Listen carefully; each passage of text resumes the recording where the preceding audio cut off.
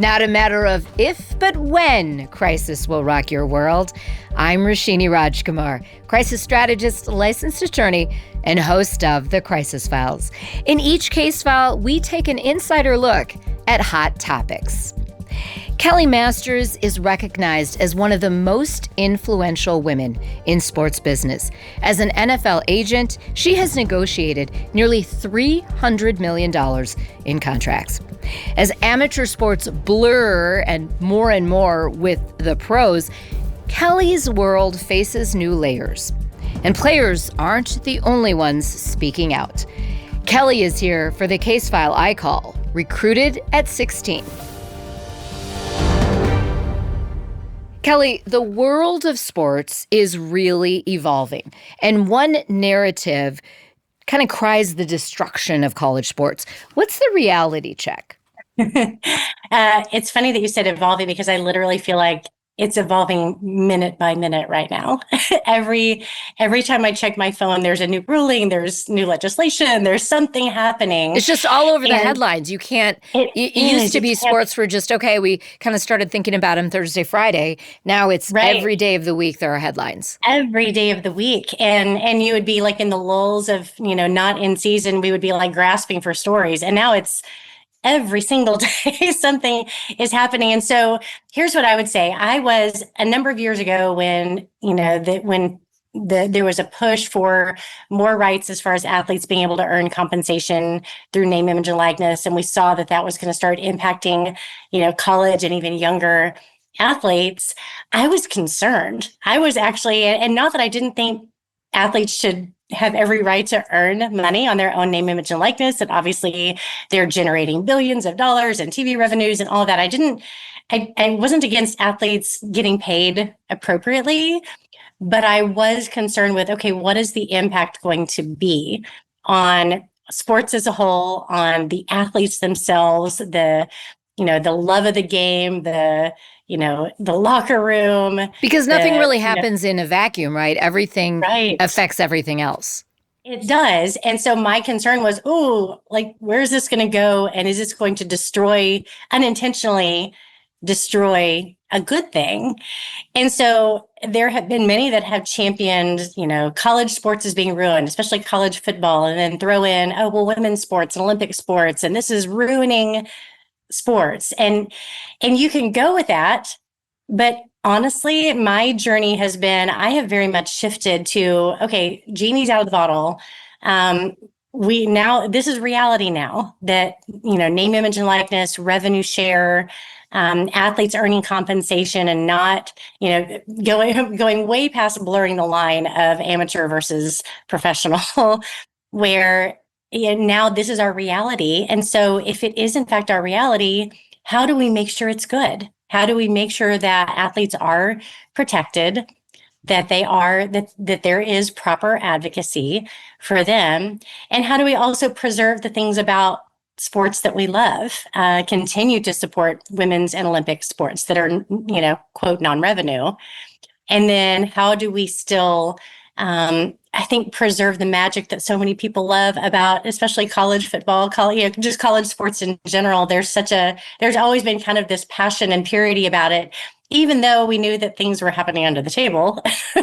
As Coach Barry Switzer of OU history has said, NIL stands for now it's legal. Exactly. I mean, it's our reality. Let's dive into college sports, because as this case file drops, we are right in, the football season is kicking off, college and pro.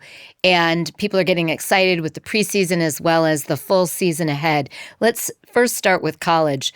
I have gone on record anywhere I can. I'm pretty against NIL. I'm pretty against it. And I don't know that opinion will ever change. But as you say, that horse has left the barn, that train's out of the station. It's not going to dial back. But where are we in this? Because there are lawsuits and not every university is doing it right. And I know there was a time when actual personnel like athletic directors and coaches weren't supposed to be involved with that NIL money. But now you hear them talking about it regularly. Oh my goodness, yes. So I will say a couple of positives that I'll throw out there. So you can mull this over as you're on your own journey with where you are on NIL, because I was where you were. I was like anti, like this is going to destroy everybody. And now and I wouldn't say I'm like totally the opposite, but I've embraced it. And I said, okay, how do we make this good? How do we make sure it's good? I will point out two things. One, college football has never been more popular than it is right now. It is exploding. And two, I am seeing, for a lot of reasons that we'll get into, and I love that you called this recruited at 16, because I am now seeing young men not being destroyed by the ability to earn money, but some of them getting to actually earn income while they're in college because they may never step foot on an NFL field. They Because may it's such not a have a future in the small, pros. like minuscule percentage, right, Tiny of college percentage, players. yes. Even good college players may make several $100,000 playing in college and never make a dime in the And NFL. hopefully they save Uh, that money for their futures. and exactly. And so that is, all the feeling sorry for players that, give their bodies, sacrifice their bodies and their time and all of that for the school that makes millions and millions of dollars. That, we don't have to worry about them anymore because they are getting opportunities to set themselves up well if, and that's a big if, they have the right people around them and the right guidance, both from the school and from representatives. And that has been, obviously, as an agent, I've been part of that evolution. But think about where we were in 2021, July 1st, 2021, when NIL suddenly became legal. And it truly was the wild, wild west for a while. And initially it was basically, okay, now they can sign autographs and they can, do car deals and they can do commercials and they can get paid for their social media posts. That's where NIL started. And I don't know if you remember this, but the NCAA kind of was like scrambling, and they Yes, I came out remember with this. guidelines. They did not get ahead of it at They did all. not.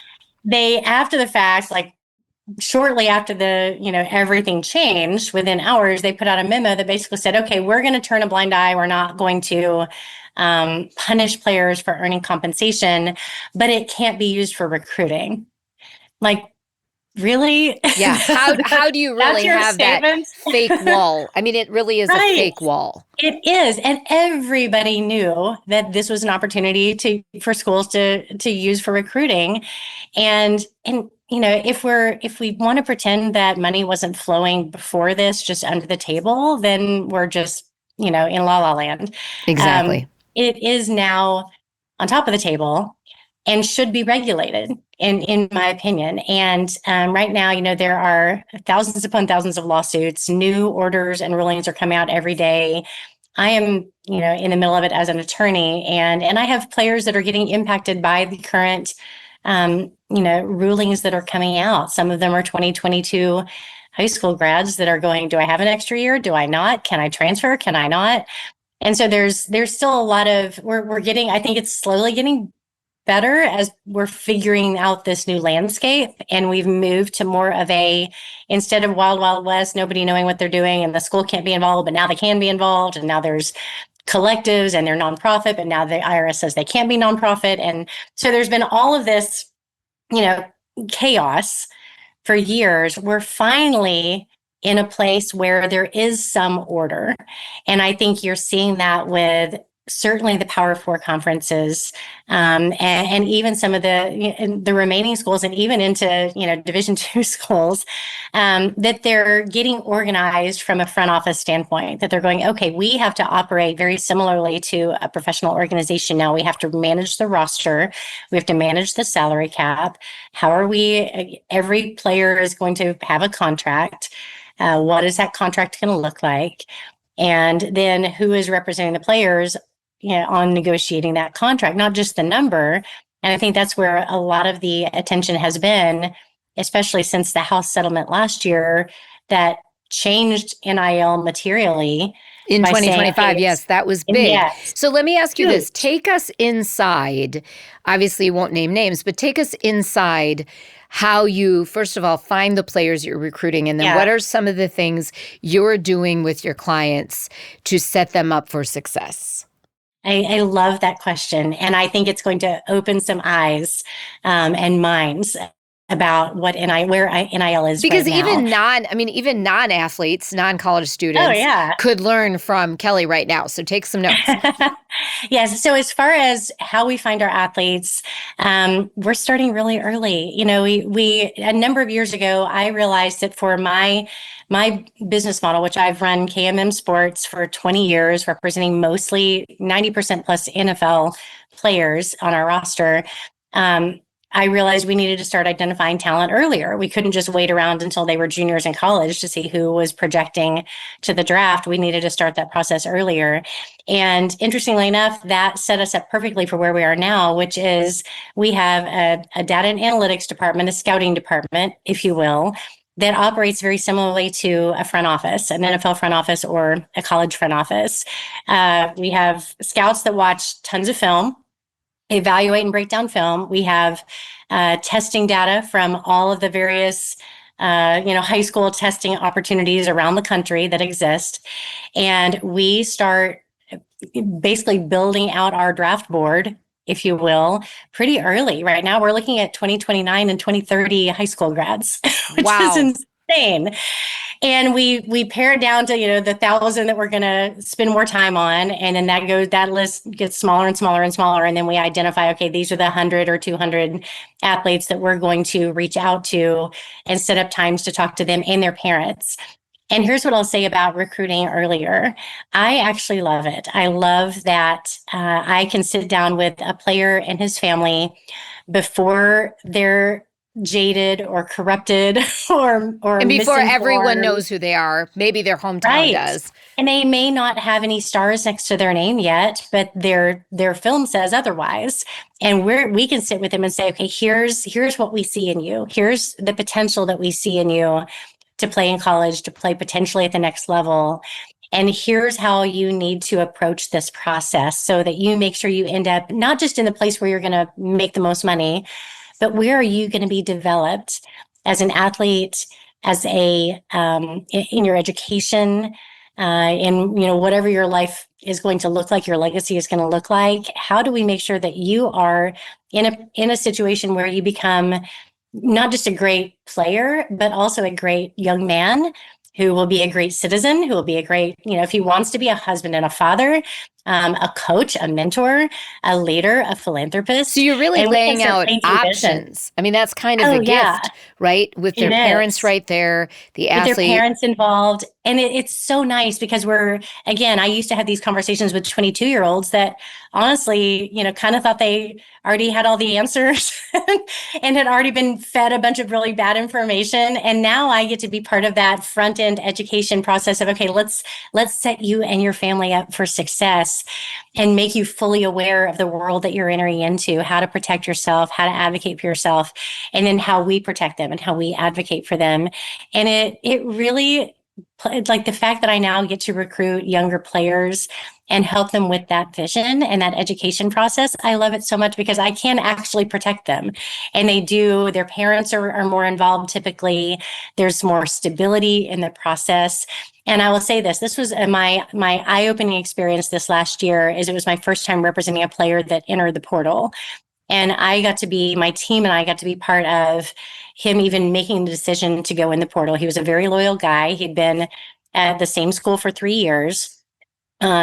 He brought us in and said, I want to make a very informed decision. I don't want to, if I need to stay where I am and that is what's best for my development, for my academics, for my football, then I will stay there, regardless of what they're paying me. Now, obviously, we'd still want to get a good contract and protect him from signing his life away, which a lot of the contracts out there are really bad. But he said, I also want to know if there is opportunity out there for me. I want to at least explore the option.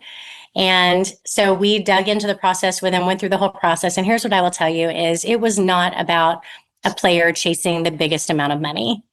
And that is kind of the prevailing narrative, is that these kids are just jumping in the portal to chase the dollar. And that may be true for a lot of them. And it may be true about the advice that they're getting from agents. To represent players in college and high school, you don't have to be certified. Like I have to be certified for the NFL. You don't even have to be a lawyer. Sometimes it's Uncle Joe that, or cousin Eddie or whatever, who's negotiating on their behalf, and they don't have a clue. They're just saying, go in the portal, go get your bag, like, go get all the money. They don't have And all it the was not information. that It's way. an ill-informed conversation. Exactly. So did your client Exactly. end up changing schools? He did. He did. He did. But it was the process was not, he ended up, I will say this, he was getting offered around 200,000 at his previous school for that year, which, wow, that's amazing for a college kid. But he ended up signing for 1.4 million Wow. at the new school. And so of course it was worth it. But more importantly, we were part of the process. And that's, now having been doing what I'm doing with the NFL for 20 years, I I'm just old and I know everybody because I've been around for so long. So I could pick up the phone and call the general managers, a lot of whom are worked in the NFL. So I've known them for decades. I can get real-time information and just provide education and guidance for the player. But he cared about his major. Like, if I transfer, will I lose credits? Can I still finish my engineering major? Well, sounds like a Can smart I? young man, too. And it's great Yes. that he has you and your Yes. team behind him. Well, Kelly, before we go, I want to just celebrate Thank you you. because you've been a trailblazer in this space. And Kelly and I were introduced to one another actually way back by the show's attorney in our crisis squad, Steve Yeah. Silton. And that was around the time of Super Bowl Yes. 52 that was in my hometown of Minneapolis. So it's been great knowing you since 2018. You came on the radio with me. Now this is your first appearance on the Crisis Files, so we are so happy you're here. But I'd love for you to share just a real snippet of what are some of the biggest lessons for you, because now you're not a newbie, but you are still a trailblazer. There are not a ton of NFL agents who are women. Yeah. Very true. The good thing, I think, the biggest change that I've seen is this is no longer a hostile environment for the most part for women. When I first started, I was, shunned to my face, told to my face, you don't belong here. Your women are too emotional. They're not ever going to be respected in football. Clients are never going to, like, who's going to want to sign with you? And I just had to refuse and say, you know what? You don't know every player, every situation. You don't know what they need. And you also don't know me, and you don't know what I'm capable of doing. And I'm sorry. I say this all the time. I was maybe one of the first women to do what I'm doing, but I'm definitely not the last.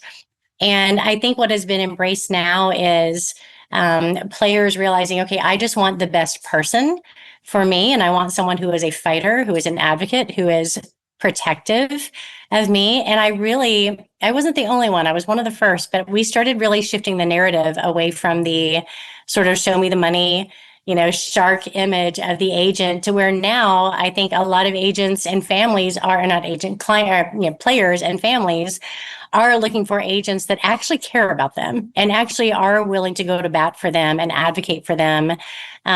Very much that mama bear instinct, who can be caring and nurturing when they go through an injury or get put on IR or get waived or traded and their lives are in upheaval. They have someone in their corner that isn't just going to go try to get the next contract. And if they can't get a contract, they just drop them or don't care about them. But someone who actually does care about players and who they are as a human being and their future and their family, who is going to fight for them. And so I think we've established that women can not just represent athletes, but represent athletes in some of the toughest and highest negotiations in the sport. And so there's really no barrier. Now it really is more player preference. Who do they feel most comfortable talking to, working with? Who do they trust? And obviously, if they, if someone was meeting with me and said, I just really prefer to have, a young man representing me as opposed to you, like, that's your preference. I'm not going to say, oh, you're being sexist. That's just their personal preference on who they trust. And that's, the beauty is there are hundreds of athletes out there that need agents every year. I'm not going to be the right person, the right fit for everybody. But there are going to be plenty of young men, and the young men that I work with, we just had a big gathering to launch a new partnership with my company. And we brought in all of our young men, and it was so fun to see all of them interacting from high school to pro. And you could definitely see a type for my agency. They're all like the nicest, like polite, fun, great. Because you can be choosy too, as the agent. Well, yeah, Kelli, we are so absolutely excited that you are at those negotiating tables for them and around the dinner table even before they become your client. That's really huge. And my tip from the Crisis Files is make sure, no matter what your industry, if you are going to work with representation, make sure they understand the law. Preferably they're a licensed attorney, but they absolutely need to understand the law or have someone on the team who's consulting about the law and knows the statutes. 100%, especially now. Exactly. There's so much, right? There's so much that's out there. Well, you can connect directly with Kelli Masters at KMMSports.com. This case file is powered by Northwing Digital. Northwing Digital is driven by a simple mission: help businesses succeed. Guided by core values, trust through transparency, and GSD, get stuff done. Northwing specializes in SEO and paid digital ads that deliver measurable results. From Google search to paid social, strategies that help your business stand out and grow. Make your marketing dollars work harder. Visit northwingdigital.com to get started. Northwing Digital, your partner in growth. Rate, review, and subscribe to The Crisis Files on your platform of choice. Follow us on YouTube and Instagram at The Crisis Files. Visit thecrisisfiles.com for all seasons of the show. I'm Roshini Rajkumar. Join me next time on The Crisis Files.